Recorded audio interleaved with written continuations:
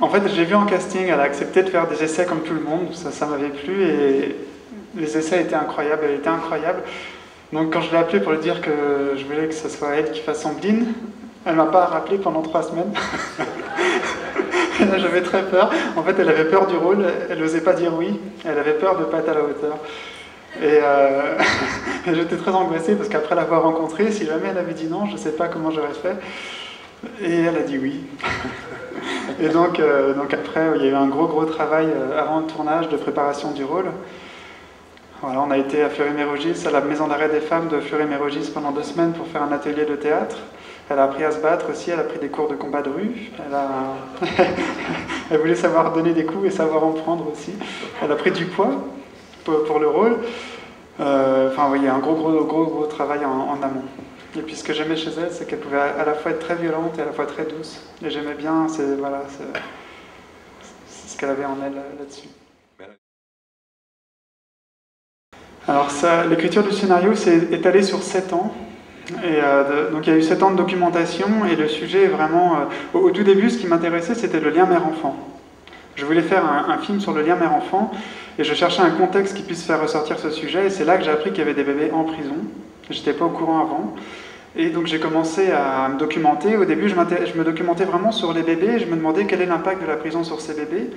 Ensuite, j'ai découvert qu'en France, il y a une 50aine de bébés qui passent par la prison, mais il y a 150 000 enfants de personnes détenues. Donc après, je me suis intéressé aux enfants des personnes détenues et je me demandais quel était l'impact de la prison sur les enfants. Et puis j'ai découvert toutes les mères, toutes les femmes en prison. Et ça m'a marqué, donc j'en ai rencontré beaucoup, j'ai travaillé bénévolement pendant 2 ans en prison. Et tous les personnages du film sont inspirés de femmes que j'ai rencontrées pour de vrai. Et c'est à cette période-là que le film m'a vraiment pris à cœur. Et après, il y a encore un temps d'écriture. J'ai fait aussi de la sociologie pendant 2 ans pour essayer d'avoir un autre regard aussi sur le sujet, ce qui m'a permis de mieux comprendre les personnages et le sujet du film, quoi. Et donc, il y a eu encore une étape qui m'a aussi passionné. Donc, voilà, vraiment au début, ce qui me passionnait, c'était l'impact de la prison sur les bébés. Ensuite, c'est le parcours de ces femmes détenues, de ces mères. Et ensuite, c'est la prison de manière plus générale. Et le sujet m'a passionné à tous les niveaux. Et surtout de manière cinématographique aussi, parce que en termes de mise en scène, il y a beaucoup à faire voilà, sur ce sujet. Il faudrait demander ça à mon psy. J'avoue que je ne saurais pas vous dire. Dans les relations entre les personnages correspondent à des relations que j'ai eues dans ma vie. C'est sûr que le lien avec... J'étais très proche de ma mère, un peu moins de mon père, donc il y a beaucoup de choses qui sont très personnelles. À travers cette histoire, le parcours d'Ombline, c'est un peu ce qui m'est arrivé pendant toutes ces années. Moi, j'ai eu l'impression de m'épanouir et de grandir dans ma tête en rencontrant toutes ces femmes détenues. Elles m'ont énormément apporté. C'est un peu ce qui arrive à Ombline. Pendant tout le film, toutes les femmes qu'elle va rencontrer vont la faire grandir. Elle va s'ouvrir à elle pour Lucas, et moi c'était pour mon film. Mais voilà, moi j'ai énormément de préjugés qui sont tombés, j'avais plein d'idées, et une chose très forte que m'ont appris ces femmes, elles m'ont fait prendre conscience que moi je viens d'un milieu très favorisé, et j'avais un parcours de vie qui n'a rien à voir avec elles. Et comment dire ça tout ce qu'elle disait, tout ce qu'elle pensait, ça venait d'elle, elle l'avait trouvé toute seule.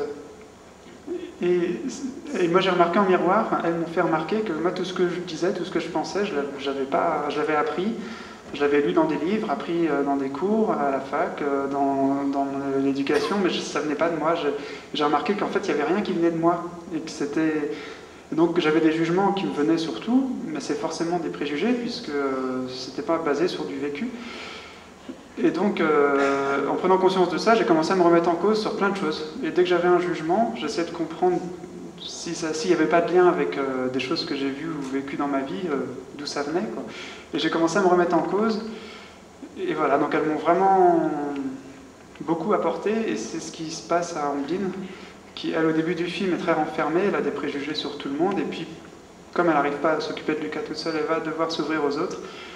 Et petit à petit, voilà, tous les personnages vont la faire avancer.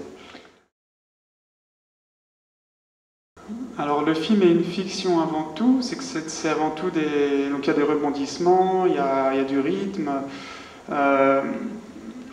et ce qui est vrai, c'est les personnages. Là où je voulais vraiment être vrai, c'était dans les émotions, dans ce que ressentent les personnages. Après, dans le règlement intérieur de la prison, quasiment tout est vrai, mais par moment j'ai pris quelques libertés. Peut-être 10% de liberté. Voilà, où j'ai toujours fait privilégier la fiction, mais c'est dans des détails. Par exemple, elle regarde un DVD avec son fils dans la télé. Bah, en général, il n'y a pas de DVD en prison, mais c'était plus fort à l'image que d'avoir une lettre, encore une fois, une lettre avec des photos. Donc c'est des petits détails comme ça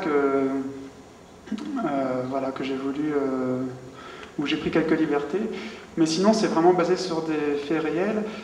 Après, ce qui est sûr, c'est que tout le monde vit la prison différemment.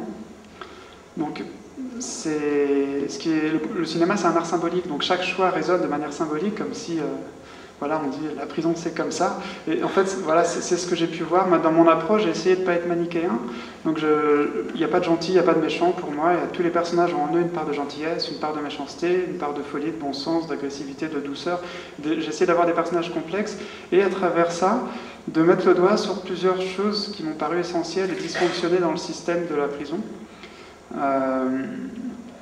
Voilà, si vous voulez, je peux vous en parler plus précisément. Donnez-moi une chance. Voilà. Excusez-moi.